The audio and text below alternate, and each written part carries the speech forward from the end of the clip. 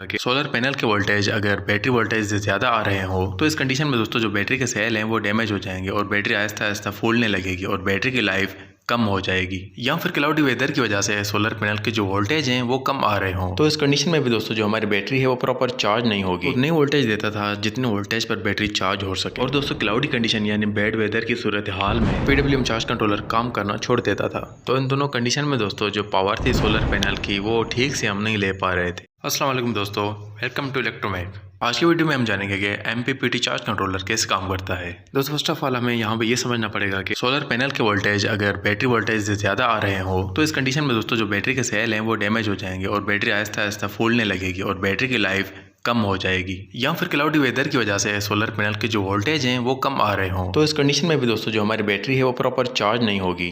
तो दोस्तों इस प्रॉब्लम को सोल्यूशन निकालने के लिए हम PWM चार्ज कंट्रोलर यूज़ करते थे, पर दोस्तों इस PWM चार्ज कंट्रोलर में भी काफ़ी मुश्किलात दरपेश आ रही थी। जैसे कि अगर सोलर पैनल के वोल्टेज ज़्यादा हों तो PWM चार्ज कंट्रोलर इन वोल्टेज को कंट्रोल करके बैटरी को उतनी वोल्टेज देता था जितने वोल्टेज पर बैटरी चार्ज हो सके। बाकी के जो एक्स्ट्रा वोल्टेज थे वो PWM चार्ज कंट्रोलर ज़ाया कर देता था।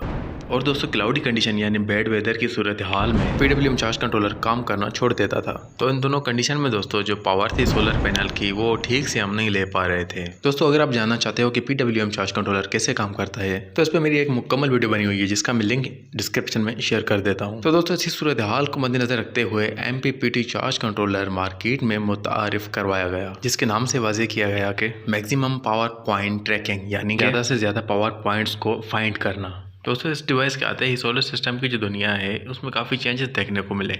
और दोस्तों UPS इन्वर्टर बनाने वाली कुछ ऐसी कंपनीज भी थी जिन्होंने अपने UPS और इन्वर्टर्स में चेंजिंग करके मॉडिफिकेशन करके PWM चार्ज कंट्रोलर की जगह MPPT चार्ज कंट्रोलर को लगाना शुरू कर दिया। और दोस्तों मार्केट में भी आहिस्ता आहिस्ता PWM की जगह MPPT चार्ज कंट्रोलर ने लेना शुरू कर दी। आइए दोस्तों डायग्राम के जरिए इस MPPT चार्ज कंट्रोलर का वर्किंग प्रिंसिपल जानते हैं स्टेप बाय स्टेप। दोस्तों फर्स्ट ऑफ ऑल जो सोलर पैनल से आउटपुट वोल्टेज आते हैं वो MPPT चार्ज कंट्रोलर के बक एंड बूस्ट पोर्शन में जाते हैं। इसके बाद दोस्तों इसी पोर्शन में से buck and boost controller solar panel के जो आउटपुट वोल्टेज है उनको कंट्रोल करके रेगुलेट करता है। यानी कि दोस्तों अगर बैटरी के जो चार्जिंग वोल्टेज है 13 या 14 वोल्ट पे सेट किए गए हों और जो सोलर पैनल के आउटपुट वोल्टेज हैं इन वोल्टेज से ज़्यादा आ रहे हों तो इस सूरत में यहाँ पे ये जो बक कन्वर्टर है ये इन वोल्टेज को कंट्रोल करेगा और बैटरी को उतने वोल्टेज देगा जितने बैटरी चार्जिंग के लिए सेट किए गए हों, यानी कि मिसाल के तौर पर 13 या 14 वोल्ट।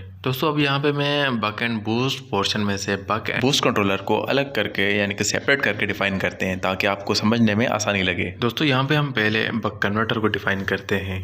दोस्तों बक कन्वर्टर में DC इनपुट वोल्टेज देने से इसकी आउटपुट साइड में DC रेगुलेटेड वोल्टेज निकलते हैं और इन आउटपुट वोल्टेज को वेरिएबल रेजिस्टेंस के जरिए कंट्रोल किया जा सकता है।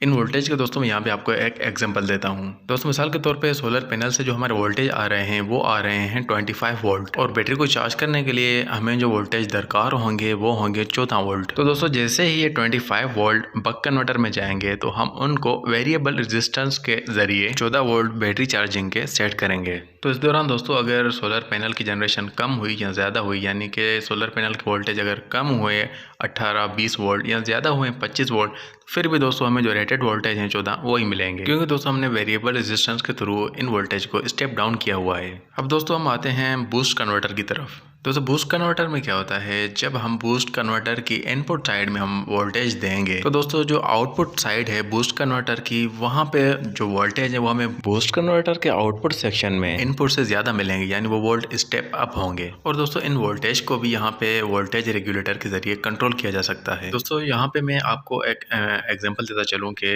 अगर क्लाउडी वेदर है, बैड वेदर है, इस कंडीशन में दोस्तों जो हमारा सोलर पैनल है वो बहुत कम जनरेशन देगा और उससे जो आउटपुट वोल्ट निकलेंगे वो बहुत ही कम निकलेंगे। मसलन दोस्तों इस कंडीशन में सोलर पैनल 10 वोल्ट निकाल रहा है तो दोस्तों 10 वोल्ट जो है वो बैटरी को चार्ज नहीं करेंगे, क्योंकि दोस्तों जो हमारी बैटरी होती है वो होती है 12 वोल्ट की है और दोस्तों उसको चार्जिंग के लिए 13 से 14 वोल्ट चाहिए होते हैं। और दोस्तों यहाँ पे जो बूस्ट कन्वर्टर है इन 10 वोल्टेज को बूस्ट करेगा, यानी कि स्टेप अप करेगा। मसलन दोस्तों अगर इनपुट साइड पे 10 वोल्ट हैं तो दोस्तों आउटपुट पे बूस्ट अप जो वोल्ट मिलेंगे हमें 16 वोल्ट मिलेंगे। तो दोस्तों यहाँ पे जो बैटरी को चार्जिंग वोल्ट चाहिए वो चाहिए 14 वोल्ट। तो इसी तरह से दोस्तों जो बूस्ट कन्वर्टर में वोल्टेज रेगुलेटर लगा हुआ है वो इन 16 वोल्टेज में से जो 2 वोल्ट हैं उनको स्टेप डाउन करेगा और बैटरी को जो रेटेड वोल्टेज चार्जिंग के 14 वो पूरे करके भेजेगा।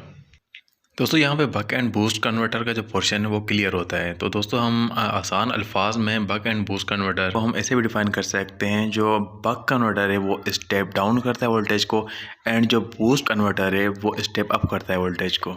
तो दोस्तों मुझे उम्मीद है कि यहाँ पे बक एंड बूस्ट कन्वर्टर आपका क्लियर हुआ होगा। दोस्तों इस वीडियो के पार्ट 2 में हम सीखेंगे कि कैसे माइक्रो कंट्रोलर सोलर पैनल के वोल्टेज ज़्यादा या कम होने की सूरत में बक एंड बूस्ट कन्वर्टर को सिग्नल भेजकर उनकी सिलेक्शन करवाता है कि सोलर पैनल के वोल्टेज ज़्यादा होने की सूरत में इन वोल्टेज को स्टेप डाउन करवाता है, और सोलर पैनल के वोल्टेज कम होने की सूरत में इन वोल्टेज को स्टेप अप करवाता है, ताकि जो आउटपुट वोल्ट हैं बैटरी चार्जिंग वोल्ट उनको मेंटेन रखा जा सके।